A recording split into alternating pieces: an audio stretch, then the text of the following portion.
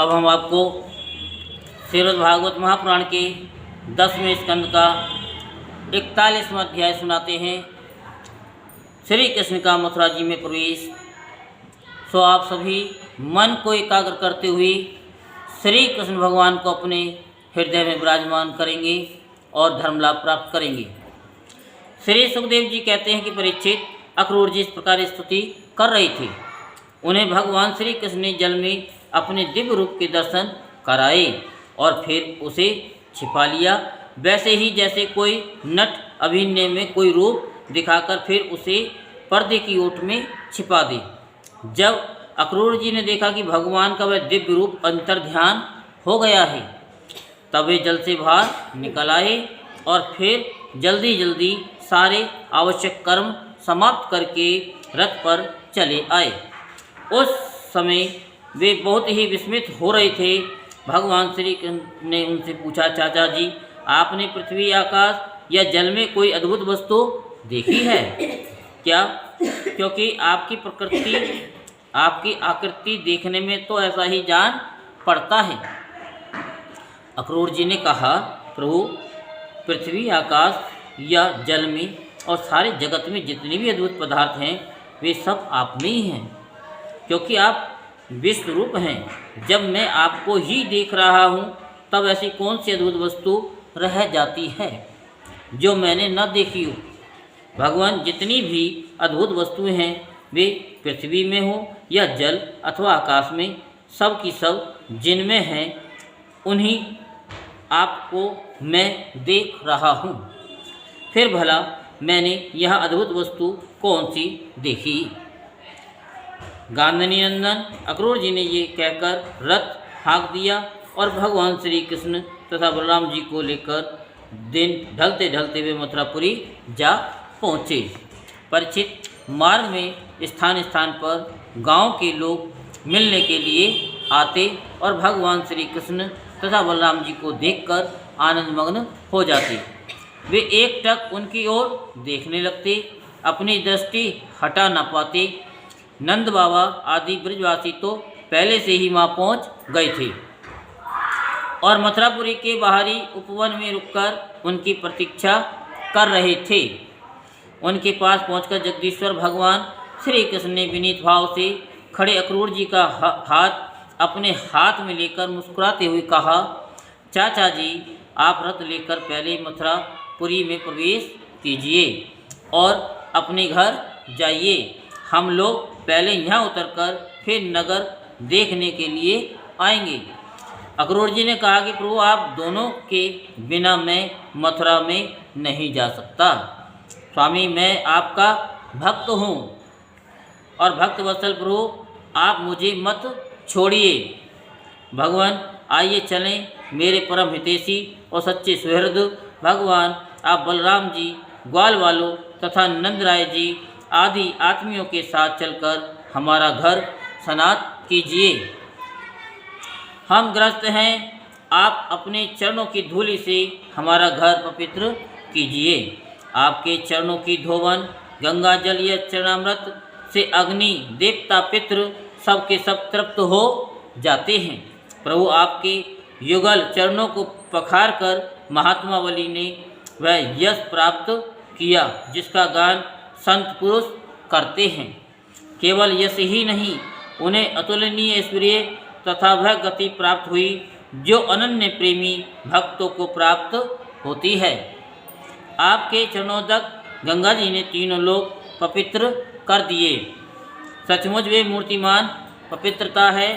उन्हीं के स्पर्श से सगर के पुत्रों को सद्गति प्राप्त हुई और उसी जल को स्वयं भगवान शंकर ने अपने सिर पर धारण किया। यदुवंश शिरोमणि, आप देवताओं के भी आराध्य देव हैं, जगत के स्वामी हैं। आपके गुण और लीलाओं का श्रवण तथा कीर्तन बड़ा ही मंगलकारी है। उत्तम पुरुष आपके गुणों का कीर्तन करते रहते हैं। नारायण, मैं आपको नमस्कार करता हूँ। श्री भगवान ने कहा कि चाचा जी, मैं दाऊ भैया के साथ आपके घर आऊँगा और पहले इस यदुवंशियों के द्रोही कंस को मारकर तब अपने सभी सुहृद स्वजनों का प्रिय करूँगा। श्री सुखदेव जी कहते परीक्षित, भगवान के इस प्रकार कहने पर अक्रूर जी कुछ अनमने से हो गए। उन्होंने पुरी में प्रवेश कर के कंस से श्री कृष्ण और बलराम जी के ले आने का समाचार निवेदन किया और फिर अपने घर गए। दूसरे दिन तीसरे पहर बलराम जी और ग्वाल वालों के साथ भगवान श्री कृष्ण ने मथुरापुरी में देखने के लिए नगर में प्रवेश किया। भगवान ने देखा कि नगर के परकोटों में स्फटिक मणि के बहुत ऊंचे ऊंचे गोपुर तथा घरों में भी बड़े बड़े फाटक बने हुए हैं। उनमें सोने के बड़े बड़े किवाड़ लगे हैं और सोने के ही तोरण बने हुए हैं। नगर के चारों ओर तांबे और पीतल की चार दीवारी बनी हुई है। खाई के कारण और कहीं से उस नगर में प्रवेश करना बहुत ही कठिन है। स्थान स्थान पर सुंदर सुंदर उद्यान और रमणीय वन, केवल स्त्रियों के उपयोग में आने वाली बगीचे शोभायमान हैं। स्वर्ण से सजे हुए चौराहे, धनियों के महल, उन्हीं के साथ के बगीचे, कारीगरों के बैठने के स्थान या प्रजावर्ग के सभा भवन, टाउन हॉल और साधारण लोगों के लिए निवास गृह नगर की शोभा बढ़ा रहे हैं। वैदुर्य, हीरे, स्फटिक, नीलम, मूंगे, मोती और पन्ने आदि से जड़े हुए छज्जे, चबूतरे, झरोके एवं फर्श आदि जगमगा रहे हैं। उन पर बैठे हुए कबूतर, मोर आदि पक्षी भांति भांति की बोली बोल रहे हैं। सड़क, बाजार, गली एवं चौराहों पर खूब छिड़काव किया गया है। स्थान स्थान पर फूलों के गजरे, जवारे, खीर और चावल बिखरे हुए हैं। घरों के दरवाजों पर दही और चंदन आदि से चर्चित जल से भरे हुए कलश रखे हैं और वे फूल, दीपक, नई नई कपोले, फल सहित केले और सुपारी के वृक्ष, छोटी छोटी झंडियों और रेशमी वस्त्रों से भली भांति सजाए हुए हैं। परीक्षित, वसुदेव नंदन भगवान श्री कृष्ण और बलराम जी के ग्वाल वालों के साथ राजपथ से मथुरा नगरी में प्रवेश किया। उस समय नगर की नारियां बड़ी उत्सुकता से उन्हें देखने के लिए झटपट अटारियों पर चढ़ गईं। किसी किसी ने जल्दी के कारण अपने वस्त्र और गहने उल्टे पहन लिए। किसी ने भूल से कुंडल, कंकन और जोड़े से पहने जाने वाले आभूषणों में से एक ही पहना और चल पड़ी। कोई एक ही कान में पत्र नामक आभूषण धारण कर पाई थी तो किसी ने एक ही पाँव में पाजे पहन रखा था। कोई एक ही आँख में अंजन पाई थी और दूसरी में बिना आंजे ही चल पड़ी। कई रमणियाँ तो भोजन कर रही थीं, वे हाथ का कोर फेंक कर चल पड़ी। सबका मन उत्साह और आनंद से भर रहा था। कोई कोई उबटन लगवा रही थी, वे बिना स्नान किए ही दौड़ पड़ी। जो सो रही थी वे कोलाहल सुनकर उठ खड़ी हुई और उसी अवस्था में दौड़ चली। जो माताएं बच्चों को दूध पिला रही थी वे उन्हें गोद से हटाकर भगवान श्री कृष्ण को देखने के लिए चल पड़ी। कमल नयन भगवान श्री कृष्ण मतवाले गजराज के समान बड़ी मस्ती में चल रहे थे। उन्होंने लक्ष्मी जी को भी आनंदित करने वाले अपने श्याम सुंदर विग्रह से नगर नारियों के नेत्रों को बड़ा आनंद दिया और अपनी विलासपूर्ण प्रगल्भ हंसी तथा प्रेम भरी चितवन से उनकी मन चुरा लिए। मथुरा की स्त्रियां बहुत दिनों से भगवान श्री कृष्ण की अद्भुत लीलाएं सुनती आ रही थीं। उनके चित्त चिरकाल से श्री कृष्ण के लिए चंचल व्याकुल हो रहे थे। आज उन्होंने उन्हें देखा। भगवान श्री कृष्ण ने भी सभी प्रेम भरी चितवन और मंद मुस्कान की सुधा से खींचकर उनका सम्मान किया। परीक्षित, उन स्त्रियों ने नेत्रों के द्वारा भगवान को अपने हृदय में ले जाकर उनके आनंद में स्वरूप का आलिंगन किया। उनका शरीर पुलकित हो गया और बहुत दिनों की विरह व्याधि शांत हो गई। मथुरा की नारियां अपने अपने महलों के अटारियों पर चढ़कर बलराम और श्री कृष्ण पर पुष्पों की वर्षा करने लगीं। उस समय उन स्त्रियों के मुकम्मल प्रेम के आवेग से खिल रहे थे। ब्राह्मण, क्षत्रिय और वैश्यों ने स्थान स्थान पर दही, अक्षत, जल से भरे पात्र, फूलों के हार, चंदन और भेंट की सामग्रियों से आनंद मग्न होकर भगवान श्री कृष्ण और बलराम जी की पूजा की। भगवान को देखकर सभी पूर्ववासी आपस में कहने लगे, धन्य है गोपियों ने ऐसी कौन सी महान तपस्या की जिसके कारण वे मनुष्य मात्र को परमानंद देने वाले इन दोनों मनोहर किशोरों को देखती रहती हैं।